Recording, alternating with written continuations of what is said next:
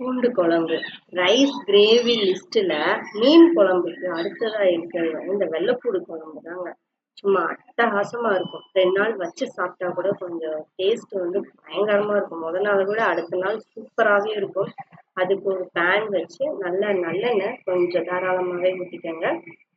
1 spoon கடவுளுந்தம்பருப்பு, 1 spoon வெந்தயம்,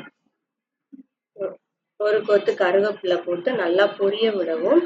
சின்ன வெங்காயம், இதோட வெள்ளைப்பூடு அடுத்த மெயின் இன்கிரீடியன்ட் வந்து சின்ன வெங்காயம் கொஞ்சம் தாராளமாகவே போட்டுக்கோங்க.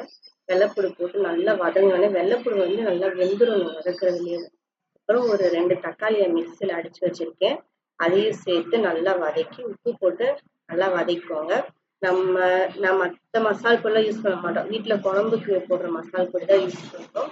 அது கூட ஒரு நெல்லிக்காய் சைஸ் புளி கரைச்சி வச்சிருக்கேன், அதையும் ஊற்றி கொஞ்சம் தண்ணி ஊற்றி நல்லா வேக விட்டு எண்ணெய் பிரிஞ்சு வர அளவுக்கு நல்லா வெந்துடணும்.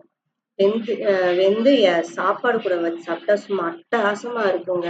நாங்க வந்து எங்க வீட்டு சைடு வந்து தேங்காய் ஊற்றி தான் குழம்பு வைப்போம், தேங்காய் அரைச்சி ஊற்றி வைப்போம். பட் எங்க அம்மா வந்து இப்படிதான் வைப்பாங்க. ஸோ அந்த மாதிரி ட்ரை பண்ணலாமே அப்படின்னு ட்ரை பண்ணேன். உண்மையிலேங்க சூப்பரா இருந்துச்சு.